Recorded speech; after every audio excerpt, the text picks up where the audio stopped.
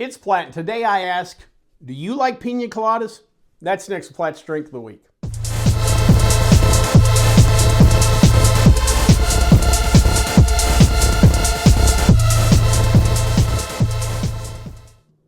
Well, all right, guys, time for another fun little video. Today I decided to go down the moonshine aisle of my local liquor store, and I picked up from Sugarland Distilling Pina Colada Moonshine. I purchased this particular bottle at $21.99, and it comes in at 70 proof. You guys know I love a little moonshine every once in a while, so I thought I would give this a try. A little background on Sugarland. It was founded in 2014 in Gatlinburg, Tennessee.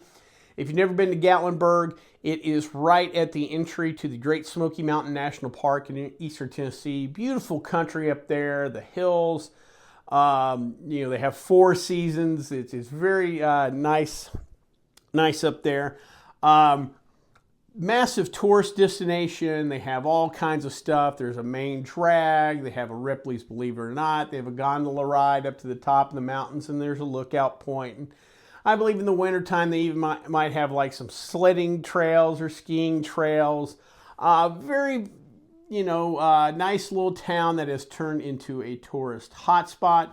One of the hottest spots in town is Sugarland Distilling on the main drag. It itself each year gets roughly over 1 million visitors. Quite impressive for a moonshine distillery, to say the least. Part of that is due to the last dozen years or so, a real growth in interest, not just nationally, but even internationally, on the topic of moonshine and these moonshine distilleries. Moonshine has become big business, especially in eastern Tennessee. They are actually copying or trying to copy their neighbors to the north up in Kentucky. Of course, that's bourbon country, and one of the things you do when you go to Kentucky is hit the bourbon trail. Well, they're working on a moonshine trail in eastern Tennessee. I believe now there's over a dozen distilleries throughout that area. Of course, you have Dollywood up in Pigeon Forge. A little further up is Knoxville, home of the University of Tennessee. So lots to do in eastern Tennessee, including the moonshine trail.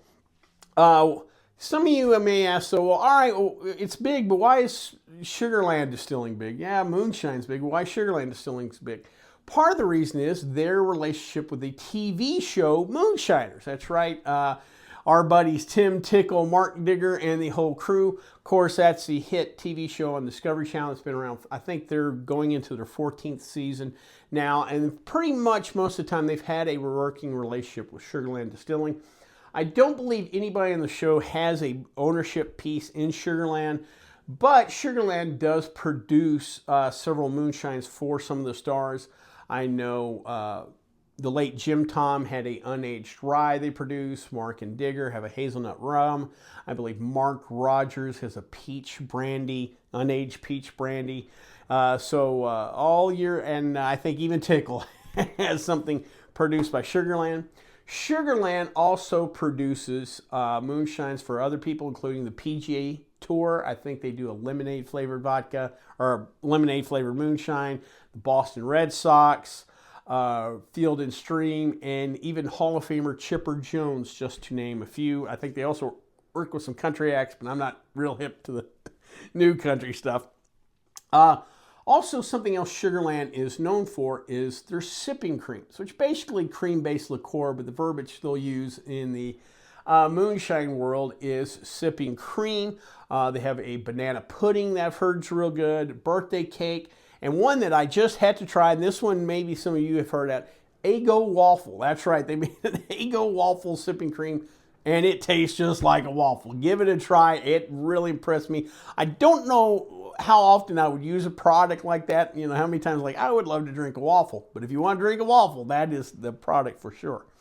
Lastly about Sugarland, and probably what's most important to us here at the Platt Art channel, is they're making my moonshine. That's right. I've got a moonshine coming out sometime late in 2025. For those of you that are regular viewers of the channel, you know that I was on an episode of Master Distiller, which is a spin-off show of the TV show Moonshiners.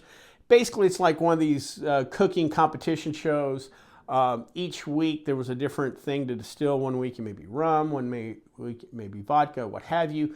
The episode I was on was Potsheen, or Irish Moonshine, and for being the winner of the episode, they will do a limited batch of my run. Besides bragging rights, if you've seen the show, you know the slogan there, but besides bragging rights, they will produce a version or a limited release of my Potsheen.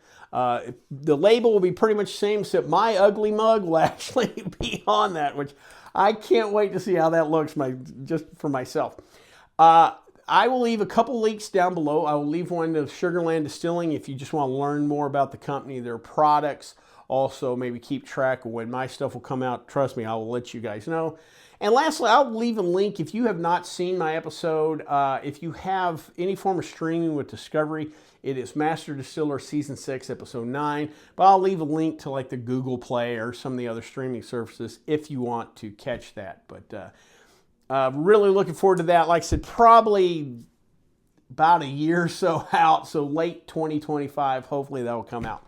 All right, well, that being said, let's try some Sugarland Pina Colada Moonshine. Oh, it smells like a Pina Colada.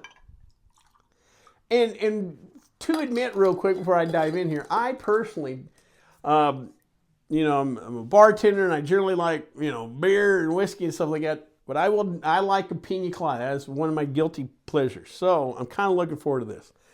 All right, it's a little hazy. It's not clear. Whatever, you know, Pina Colada, you probably have some kind of oil or whatever that will kind of cloud this up. Like I said, it does smell like a Pina Colada. Let's go ahead and dive on in.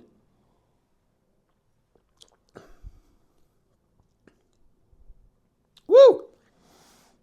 A little bite up front, but the Pina Colada really comes in.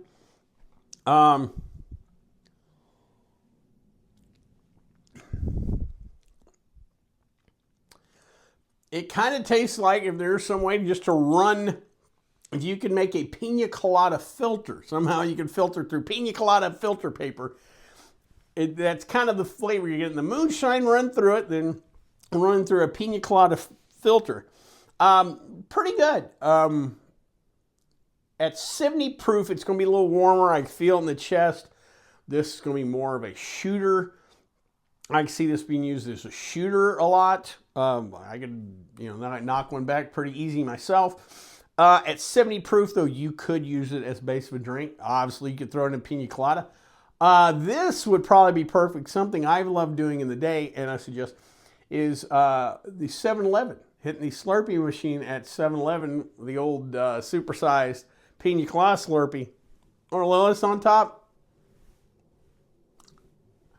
or whatever flavor. But that's how it kind of work like with this. I don't know how much more you could do with this. Maybe add some cream to make really kind of cream it up. I'm not sure, you know, how many different drinks, but if you just like the flavor of coconuts or Pina Colada and would like a unique way to spice up a Pina Colada maybe, or do something a little different, this definitely works for sure. Yeah, it's pretty nice, fairly sweet. Again,